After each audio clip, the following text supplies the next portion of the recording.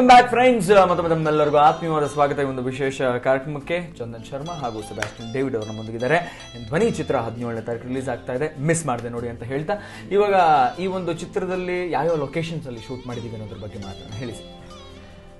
ಇದು ಕೈದಾಳದಲ್ಲಿ ಒಂದು ಶೂಟ್ ಮಾಡಿದ್ದೀವಿ. ತುಮಕೂರು ಹತ್ರ ಕೈದಾಳ ಅಂತ ಒಂದು ಊರಿದೆ. ಓಕೆ. ಅದು ಟೂರಿಸಂ ಪ್ಲೇಸ್, ಭಾಳ ಅದ್ಭುತವಾದ ದೇವಸ್ಥಾನ ಅಂತ, ಅಲ್ಲಿ ಶೂಟ್ ಮಾಡಿದ್ದೀವಿ. ಆಮೇಲೆ ಸೆಂಟ್ರಲ್ ಜೈಲ್, ತುಮಕೂರು ಸೆಂಟ್ರಲ್ ಜೈಲಲ್ಲಿ ಶೂಟ್ ಮಾಡಿದ್ದೀವಿ. ಆಮೇಲೆ ರಾಮನಗರದ ಹತ್ರ ಒಂದು ವಿಲೇಜಲ್ಲಿ ಶೂಟ್ ಮಾಡಿದ್ದೀವಿ. ಅದಕ್ಕೆ ತುಮಕೂರು ಜೈಲಲ್ಲಂತೂ ನನಗೆ ಬಹಳ ವಿಭಿನ್ನವಾದ ಒಂದು ಅನುಭವ ಆಯಿತು.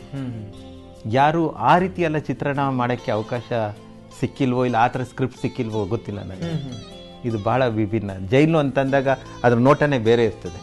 ಬಟ್ ಈ ಜೈಲಿನಲ್ಲಿ ನಾನು ತೋರಿಸುವ ವಿಧಾನವೇ ಬೇರೆ ಆಗಿದೆ. ಅದು ಕರಳು ಕಿತ್ಕೊಂಡು ಹೋಗುತ್ತೆ, ಆ ಥರ ಒಂದು ಸನ್ನಿವೇಶ. ಅದನ್ನು ಒಂದೊಂದು ರಿವೀಲ್ ಮಾಡ್ತಾ ಹೋಗಕ್ಕೆ ನನಗೆ ಇಷ್ಟ ಆಗಿದೆ. ಪ್ರತಿಯೊಬ್ಬರು ಚಿತ್ರ ನೋಡ್ರಿ, ಚಿತ್ರ ಬಂದು ನೋಡ್ರಿ, ನಾನು ಹೇಳಲ್ಲ.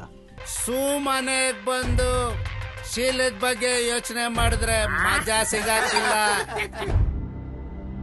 ನ್ಯಾಯ ದೇವತೆಯ ಕಣ್ಣನು ಸಿಗಿದು ಕರುಳನು ಬಗೆದು ಕಾಮನ ಬಿಲ್ಲನು ಮಾಡಿದ. ಸೊ ಈ ಒಂದು ಚಿತ್ರದಲ್ಲಿ ಚಂದನ್ ಶರ್ಮಾ ಅವರ ಒಂದು ಕ್ಯಾರೆಕ್ಟರ್, ಅದ್ರ ಬಗ್ಗೆ ಒಂದು ಸ್ಮಾಲ್ ಡಿಸ್ಕ್ರಿಪ್ಷನ್. ಚಂದನ್ ಶರ್ಮಾ ಬಂದು ಒಬ್ಬ ಒಂದು ಒಳ್ಳೆ ಮನೆತನದ ಹುಡುಗ. ತುಂಬ ಹೇಗೆ ಹೇಳ್ಬೇಕಂತ ಅವ್ರ ಭಾಷೆನಲ್ಲಿ ಹೇಳಿದ್ರೆ ತುಂಬ ಚೆನ್ನಾಗಿರುತ್ತೆ. ಅಮಾಯಕ ಸಂಪ್ರದಾಯಸ್ಥ ಕುಟುಂಬದ ಅದ್ಭುತವಾದ ಹುಡುಗ, ಹೇಳಿ. ಎಸ್ ಎಸ್ ಎಸ್, ಆ ವರ್ಡ್ ಬೇಕಾಗಿದೆ.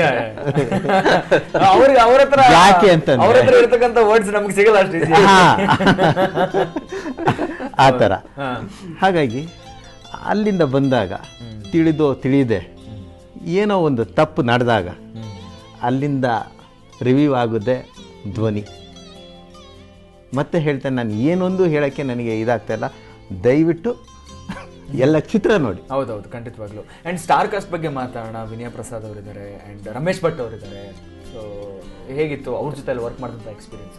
ಸಿಕ್ಕಾಪಟ್ಟೆ ಭಯ ಸೌಮ್ಯ, ಆಂಕರಿಂಗ್ ಮಾಡಿ ಅಭ್ಯಾಸ, ಒಂದಿಷ್ಟು ಜನ ಪೊಲಿಟಿಷಿಯನ್ಸ್ಗಳನ್ನು ಮಾತನಾಡಿಸಿ ಅಭ್ಯಾಸ, 7 ವರ್ಷದ media life, people are given lot of love, ತುಂಬ ರೆಸ್ಪಾನ್ಸಿಬಿಲಿಟಿ ಕೂಡ ಇರುತ್ತೆ. ಸಿನಿಮಾ ಫೀಲ್ಡಿಗೆ ಎಂಟ್ರಿ ಆಗ್ತಿದ್ದೀವಿ ಅಂತಂದಾಗ ನಾನು ತಿರಸ್ಕರಿಸಿ ಸುಮಾರು ಒಂದು 7 ಸ್ಕ್ರಿಪ್ಟ್ಗಳಾಗಿತ್ತು.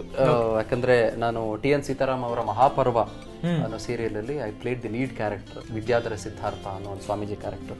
ಒಂದು 15 ಎಪಿಸೋಡ್ಸ್ ಅಲ್ಲಿ ಅಷ್ಟೇ ಬರೋಕ್ಕೆ ಸಾಧ್ಯ ಆಯಿತು, ಬಿಕಾಸ್ ಆಗ್ಲೂ ಕೂಡ ನಾನು ಬೇರೆ ಒಂದು ನ್ಯೂಸ್ ಚಾನಲ್ ಅಲ್ಲಿ ಕೆಲಸ ಮಾಡ್ತಾ ಇದ್ದೆ. ಅದಾದ್ಮೇಲೆ ಒಂದು 7 ಸ್ಕ್ರಿಪ್ಟ್ಗಳು ಬಂತು. But none of them could Impress me ಒಂದು. ಆಮೇಲೆ ನನಗೆ ಅವಾಗ ತೀರಾ ಸೀರಿಯಸ್ ಆಗಿ ಸಿನಿಮಾ ಫೀಲ್ಡ್ಗೆ ಎಂಟ್ರಿ ಕೊಡಬೇಕು ಅಂತಿರ್ಲಿಲ್ಲ. ಕೃಷ್ಣೇಗೌಡರು ಇದು 8ನೇ ಸ್ಕ್ರಿಪ್ಟ್ ತಗೊಂಡ್ಬಂದಾಗ ನಾನು ಅವ್ರಿಗೆ ಹೇಳಿದೆ, ಯಾವಾಗ ಶೂಟಿಂಗ್ ಶುರು ಮಾಡ್ಕೊಳ್ಳೋಣ ಅಂತ. The first thing I told was that. ಬೇರೆ ಇನ್ನೇನು ಮಾತಾಡಲಿಲ್ಲ ನಾನು.